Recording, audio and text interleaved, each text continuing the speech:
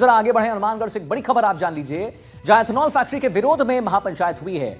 तलवाड़ा में चौथी महापंचायत की गई है। महापंचायत में बड़ी संख्या में किसान शामिल हुए हैं।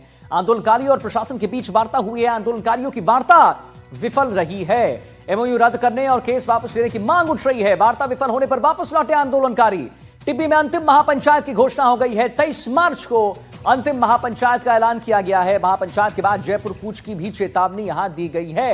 एक बार पुनः जान लीजिए, एथेनॉल फैक्ट्री के विरोध में महापंचायत और तलवाड़ा में चौथी महापंचायत की गई। महापंचायत में बड़ी संख्या में किसान शामिल हुए। आंदोलनकारी और प्रशासन के बीच वार्ता तो हुई, लेकिन वार्ता रही विफल। एमओयू रद्द करने और केस वापस लेने की मांग उठ रही है।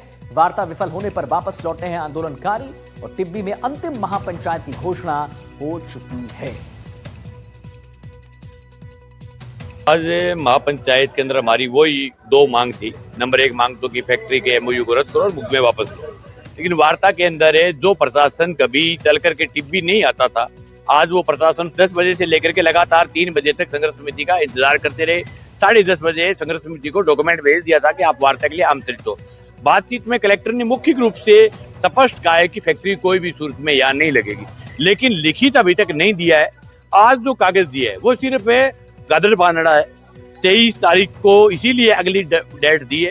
23 तारीख को शहीद भगत सिंह की शहादत दिवस है और शहीद भगत सिंह जी के शहादत दिवस पर ऐतिहासिक लड़ाई का ऐलान होगा। लोग जयपुर भी कूच कर सकते हैं, लोग हनुमानगढ़ भी कूच कर सकते हैं।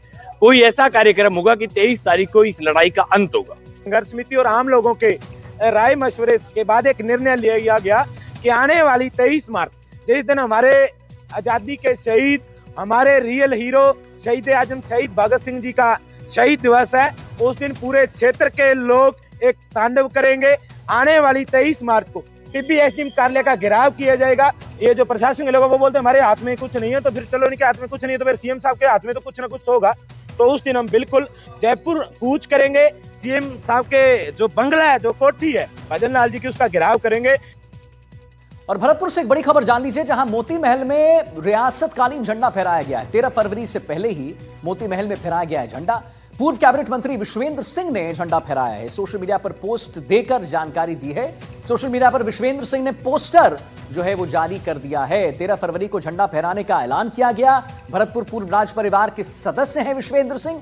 बेटे पत्नी से पूर्व मंत्री का विवाद चल रहा था, तो इस वक्त की बड़ी खबर आई है। मोती महल में फहराया गया है रियासतकालीन झंडा, जो हम आपको एनडीटीवी राजस्थान पर लगातार दिखा रहे हैं। 13 फरवरी से पहले ही मोती महल में फहराया गया है झंडा। पूर्व कैबिनेट मंत्री विश्वेंद्र सिंह ने झंडा फहराया है और सोशल मीडिया पर पोस्ट कर जानकारी दी है। सोशल मीडिया पर विश्वेंद्र सिंह ने पोस्टर जारी किया।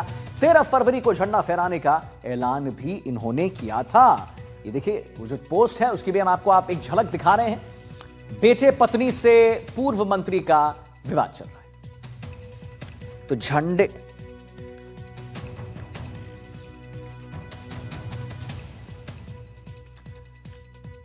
चलिए अब इसी खबर को ग्राफिक्स के जरिए समझते हैं। झंडे पर जो झगड़ा है वो आप समझ लीजिए।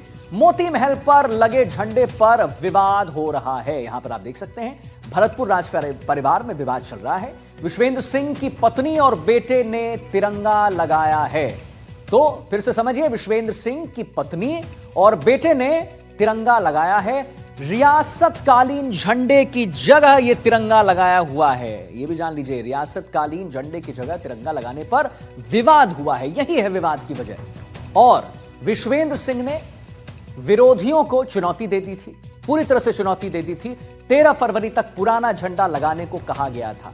13 फरवरी को पुराना झंडा लगाने को कहा गया था और महल में नहीं लगाने पर खुद जाकर फहराने का के भी बात ये उन्होंने कही थी। यहां पर आप देख सकते हैं कि अगर कोई नहीं करेगा तो मैं ही कर दूंगा, लेकिन 11 फरवरी को ही झंडा फहराने की रस्म पूरी कर दी गई।